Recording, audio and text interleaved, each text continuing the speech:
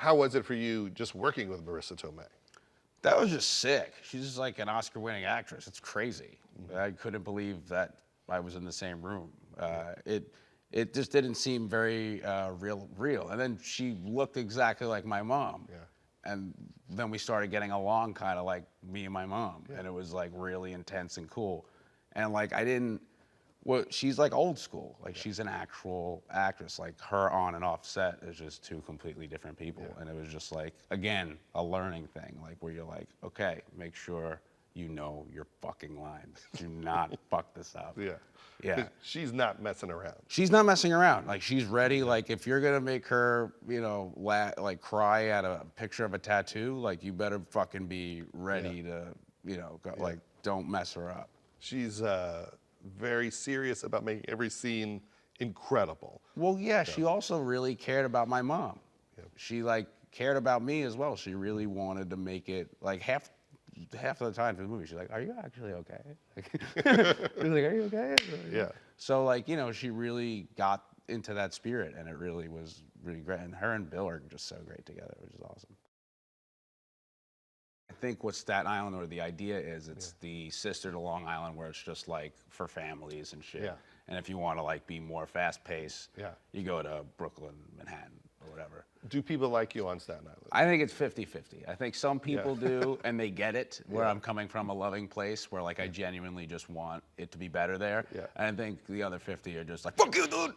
Fuck you, man. They hate you. I hate you, man. You want Staten Island to get better, so you prod it. Yeah, I want people to come here and be like, wow, this place rocks. I don't want people to be like, hey, I'm afraid to get out to go get that, you know, Moe's Southwestern grill wrap. Because there's a lot of nice people on Staten Island, but every once in a while, there's a crazy person. There's a lot of wonderful people on Staten Island. There's also a lot of wonderful, crazy, scary people on Staten Island that you have seen.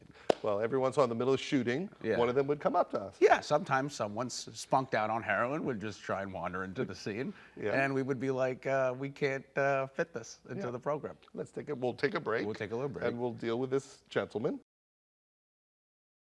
When you're doing comedy and you're making a movie like this that has, you know, some discussion of mental health issues in it, what are you trying to say to people who are struggling by being so open about all of this? Oh, just that like I have these issues and I'm able to do this, or they let me do this sometimes. So whatever you have it's gonna be A-okay. Yeah. I think a lot of people have this shit. I think they just don't really talk about it. Yeah. But like, luckily, Kid Cudi talked about it for me when I was growing up. That was super helpful, and I think he was the pioneer in like getting people to be open about mental health. And at the time, I think it scared a lot of people. But now it's becoming a more topic of conversation, and I think it's a really helpful thing, especially for like kids online that are just like not doing so great. And the main advice is that it'll get better. It always gets better. It'll get worse again too, but it always gets a lot better. Whenever you're at your worst, it's just like, it has to go up. Yeah. You know what I mean? I had a therapist who just said, you just have to be in touch with moods. Like, oh, this is that bad mood that comes. Right. And it will pass. Yeah. But if you're in it, maybe don't do anything important right now. Right, yes. You learn how to deal with your crazy. Yeah. Yeah. So I think that's a really important thing. Also, seeing a therapist is cool. Yeah. Just having someone to talk to. Do you like seeing a therapist? It's super helpful, and if I didn't do it, it would be counterproductive. There was a day where we had a scene in a bar, and we decided to have a lot of your dad's friends in the bar. And before it, you really were worried about it, but on the day, you seemed to like having them all around. Yeah, it was really nerve-wracking at first because like they're regular, like we get to deal with emotions all the time through watching movies and making stuff and like healing through that. Like these guys haven't seen anything in 20 years or seen me or any of me. So like all of this is just a fucking straight shot to all of them. So I was just really worried about them. But then having them there made me more emotional and more like wanting to do a better job and put me more in the zone. So I think it helped a lot having them around. There's a scene in the movie that was a hard scene to shoot where for the first time your character goes with them on a ride along and just watches them put out an apartment building that's on fire. And that was one of the harder days for you. Yeah, that was pretty sad. It wasn't sad. It was just kind of just like, even though it was like fake and all set up and whatever, it was still just like, wow, this is what they're doing, 5 days out of the week.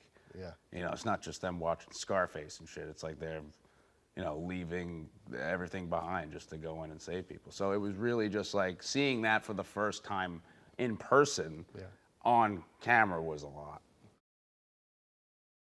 Your grandfather's in the movie. Yeah, he What is his name? His name's Steven Davidson, and he's a fucking animal on set. Yeah. And so Steven Davidson was the guy that got you interested in movies. Yes. His father owned a movie theater, so he just grew up watching every single movie ever, and he had to babysit all the time, so he just made me watch every single movie ever, but they were like his, so I know like Ernest Borgnine and all those old guys. Yeah. So he was the one that made you love movies, and he Yeah. had to watch you, so he'd make you just watch old movies from the 40s. Yeah, he made me watch old movies from the 40s, and then he got a camera, and we started making our own. And my mom got really mad because we would make like Mission Impossible, where I would like jump off of his shed Yeah. and like come down from the ceiling in like cowboy boots, and I'm like 6 years old. And he would go, "What? We're making movies here."